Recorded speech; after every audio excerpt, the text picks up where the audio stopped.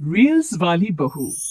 प्रज्ञा को रील्स बनाने का बड़ा ही क्रेज है और वो दिन भर रील्स बनाती रहती है। खाते पीते घूमते फिरते घर में कॉलेज में रील्स बनाने के कारण प्रज्ञा पूरे कॉलेज में हाईलाइटेड है। जहां उसके रील्स सभी को पसंद आते हैं, वहीं मनीषा चिंता में डूबी रहती है। एक रोज जब खाते हुए प्रज्ञा रील्स बना रही होती है, तब मनीषा कहती है, एक मिनट भी चैन नहीं है इस लड़की को। यह नहीं कि खाना तो आराम से खा ले, लेकिन नहीं, अरे थोड़ी देर रील्स नहीं बनाओगी तो आसमान नहीं टूट पड़ेगा। अरे मम्मी, इसी को तो कहते हैं डिटर्मिनेशन। तुम नहीं समझोगी ये सब। भगवान, इस लड़की को सद्बुद्धि दे। जब देखो तब टेढ़ा बाका मुंह बनाती रहती है।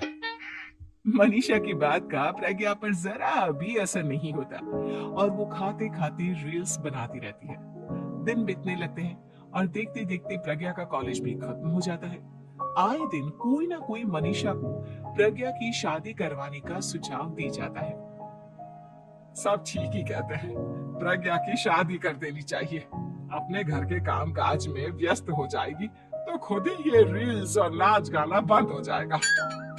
मनीषा और प्रेम प्रज्ञा के लिए एक अच्छा लड़का ढूंढने लगते हैं और तभी विकी का रिश्ता प्रज्ञा के लिए आता है, जिसने प्रज्ञा को उसकी रील्स देखकर पसंद कर लिया था। अगले दिन विकी अपने माता पिता के साथ प्रज्ञा के घर पहुंच जाता है और प्रज्ञा साड़ी पहने हाथों में चाय की ट्रे लिए उनके सामने आती है। जब विकी को पसंद है तो हमें भी बहू पसंद है। बहन जी, आप बारात की तैयारी कीजिए। एक बार लड़का लड़की अकेले में बात कर ले तो अच्छा रहेगा। हाँ हाँ, क्यों नहीं। मनीषा विकी को प्रज्ञा के कमरे में भेजती है, जहाँ प्रज्ञा पहले से ही रील्स बना रही होती है।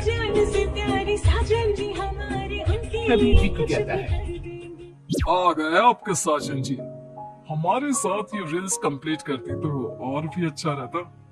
अच्छा जी, अब आ ही गए हैं तो बना ही लेती हूँ आपके साथ।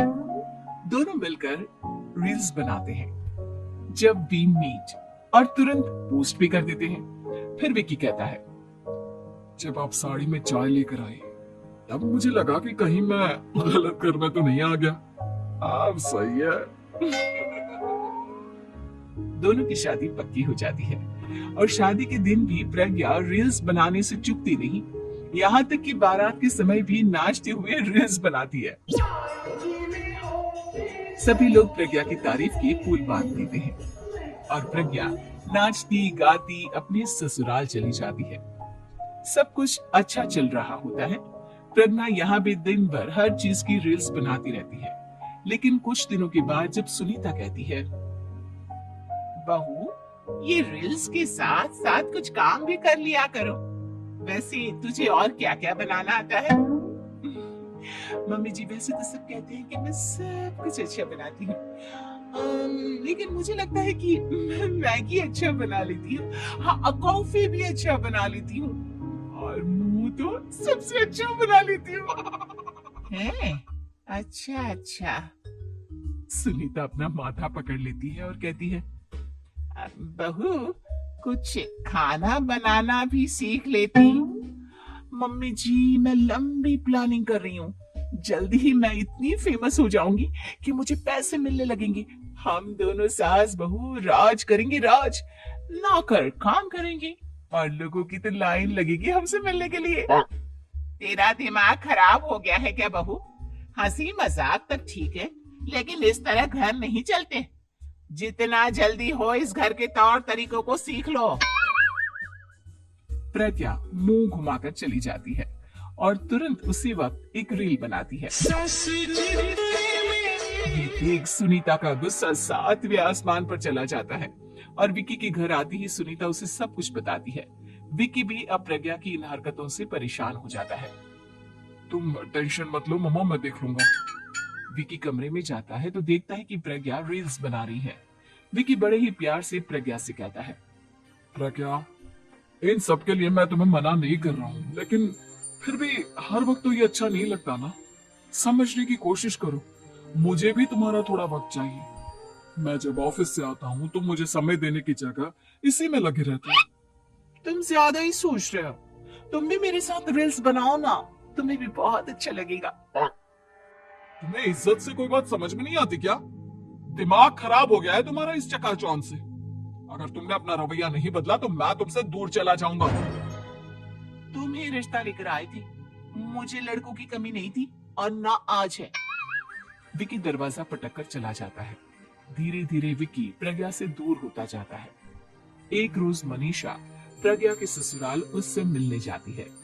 तब सुनीता उससे कहती है, बहन जी अब आई है तो कुछ दिन यहाँ रहकर जाइएगा, आप ही का घर है।